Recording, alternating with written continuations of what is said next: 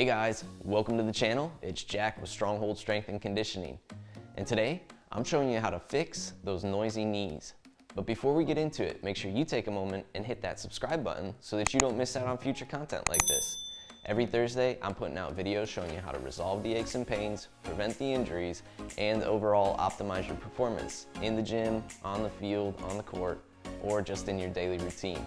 And it doesn't get much cooler than that. So, take advantage of it. Jump on it. Ready? Let's dive into this one.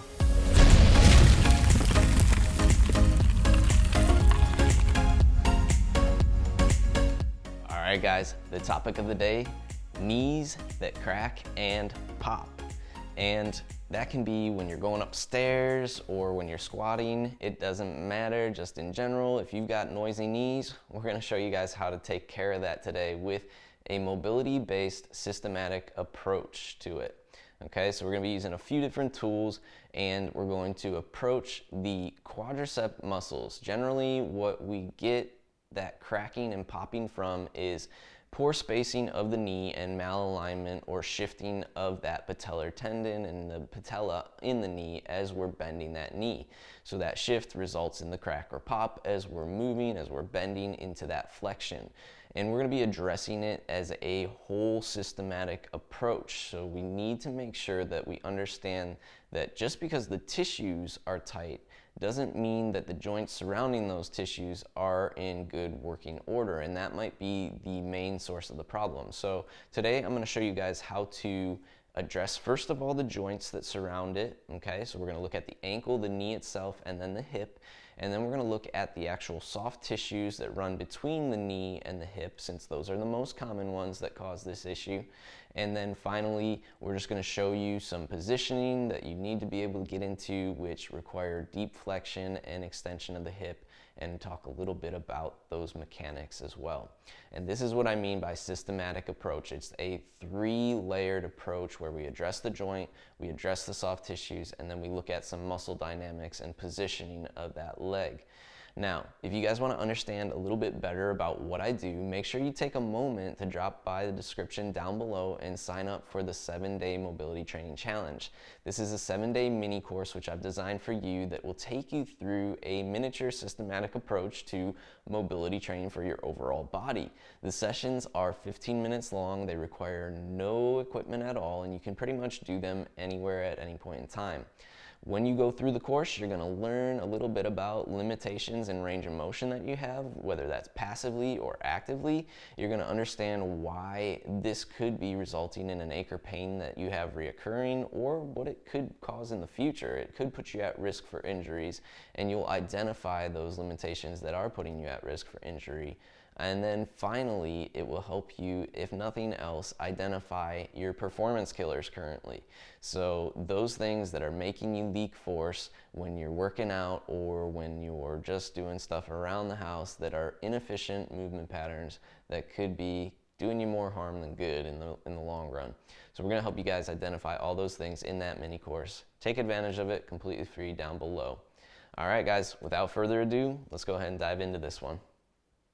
All right, the very first place we want to begin is using banded distractions to set 3 joints here: ankle, knee, and hip. This first one I'm showing is a banded distraction of the ankle in dorsiflexion. I will need dorsiflexion here so that I don't put excess pressure on the knee itself. Anytime the joints are out of position, this automatically increases the tension of the tissues between those.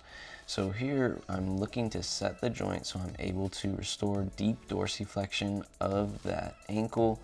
Here, driving the knee over the toes as much as possible, the middle and the smallest toes, and I can even play with external rotation of that hip a little bit, but making sure I have 3 points of contact from the foot: the first metatarsal, the fifth metatarsal, and the heel. I'll feel a big stretch at the Achilles and calf in this one as I work. Next, we're going to actually set the knee here with 2 different varieties. This is the first of it. Since I have the anchored band low, I'm just doing this for convenience. But what I want to do is a quick flex of those quadriceps here with the hip in extension. A lot of times we don't have full extension of the knee when our hip is in extension, so we need to set that joint by driving those quadriceps tight in this position. Next, we're placing the band up at the hip with it still anchored low, and we're working the hip through full range of motion here. So first, deep flexion, because that's usually where we're gonna get those cracks when we're bending into deep hip flexion. And I'm just kind of circling through that top position of this movement here with the band pulling at that hip crease. So it's helping me centrate the joint and create space and movement freedom at the joint itself. I'm pulling the leg across, and I'm just going to show you guys a couple different movements here that we should really work to help restore. Pulling the knee across here as I pull my pelvis toward the floor to help set that sacrum in a good position and make sure that the hip has that internal hip rotation as well. And then I'm also going to be working active internal and external rotation of the hip here, so that we're balancing out all the musculature, making sure that everybody's doing their part around the hip, around the foot and ankle that connects to the knee, that is getting that popping, because those quadricep tissues are usually tightened. This could also be because the calf tissues are tightened in a lot of cases too. Here, we're extending those hamstrings and making sure that we have good movement through the hamstrings and good balance of the quadriceps and the hamstrings again. So my goal is to get that leg as straight as I can while my hip is in full flexion. And I'm just working that through flexion and extension of the knee itself here as I hold that thigh toward my ribs with my shoulders rolled down and back in good positioning there. Next, we're back to that standing position, working hip extension, because if I lack hip extension, this is once again automatically gonna overwork my quadriceps and hip flexors here. And when those quadriceps and hip flexors are in overtension, that is putting more pressure on the joint, causing that shift or that crack and pop. I'm adding a little bit of lean. I'm also doing a flex of the glutes in this position to push into those hip flexors. Our final banded distraction here is in flexion of the knee, and we're doing just neck gapping of the knee itself. So I have the band at the back of the knee, I've sat down to the floor, and we're putting it all together now. So I have ankle dorsiflexion, I'm pushing myself forward over that foot and ankle a little bit. I've got 3 points of contact from the foot, and I'm just letting that knee pull forward with the band and allowing those tissues around the knee to relax as much as possible, creating space directly at the joint in deep flexion there. All right guys, and that is all step one right there. We're moving into step two here. Now we actually want to address those soft tissues through self-myofascial release. So I'm using the foam roller here to start with a pressure wave and search the length of those tissues. I want to search those tissues in 3 different alleyways. First of all, right down the middle of that femur. Then I also want to angle off to the side and get that lateral portion of my leg, and the inside to get that medial portion of the leg. Generally, we'll find the most tension right down the center here in that rectus femoris because it is a double action muscle. It creates extension at the knee, but it also helps with hip flexion, so it gets worked a lot. And when our hip is out of position or our knee is not quite functioning as it should, that muscle takes on much more pressure. So a lot of the tension we're getting is coming right from those quadriceps themselves, and that is a big part of the problem with the snapping and cracking. You're likely going to find some points, some pressure points in this roll here that are going to be pretty uncomfortable. Your goal is to simply take deep breaths, allow those tissues to relax under the pressure as much as possible. And here I'm using what's called a little bit of a paper clipping technique, where I'm pulling those muscles through that point, changing the angles that I'm rolling, and it's almost like bending a paper clip over and over again, trying to break that tissue through so that we release those trigger points that are in the tissues, causing excess tension and restriction there. As we get decreased neural tone to that musculature, you'll feel less discomfort from the foam roll itself. So it's very important that you kind of stick with it, even if it is very uncomfortable in the beginning, and get that neural tone to decrease to the pressure itself and get yourself more comfortable taking that foam roller deeper into those tissues as you're able to relax further and further.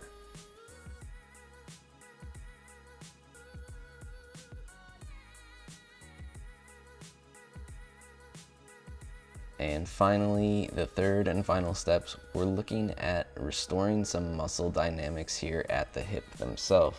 Once again, this is restoring extension of the hip versus flexion, which is generally where we get excess tension because a lot of us try and use those hip flexors to stabilize when we are in deep flexion.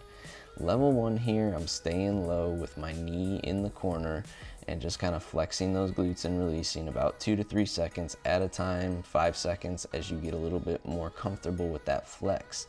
As we go more vertical, which is ultimately the goal, we want to make sure that we are not arching our back, we're keeping the abs engaged, and we're nicely aligned. So here my shoulder is in line with my hip, is in line with my knee, and yes, that foot is completely pinned against my butt, against the wall, against your box, whatever you're using there. Either one is fine. You don't have to use a box, you can use a door frame or a wall. That's perfectly good. But I'm flexing those glutes and releasing them to restore the balance of my gluteals to those hip flexors, where the gluteals should have more engagement in those squatting positions or those bending positions. And now a little bit of rotation and some bending will also help open up those hip flexors a little bit more as I'm flexing those glutes. Now it's very important to understand that when we're going up steps or when we're squatting, we don't want the knee to cave. And the same thing should be true here.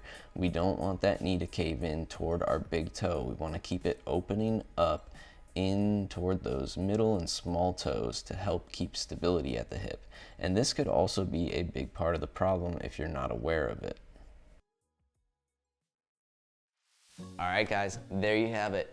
A full systematic mobility-based approach to taking care of those noisy knees. If you guys like this video, make sure you let me know by clicking that big thumbs up below and take a moment to share it with a friend that you know has cracky knees or noisy knees that pop whenever they go down. You hear this loud shot and everybody ducks, that kind of thing. Make sure they get this video. If you have any questions about the mobilities that I show in the video, drop those down below in the comments and I will be more than happy to answer them for you.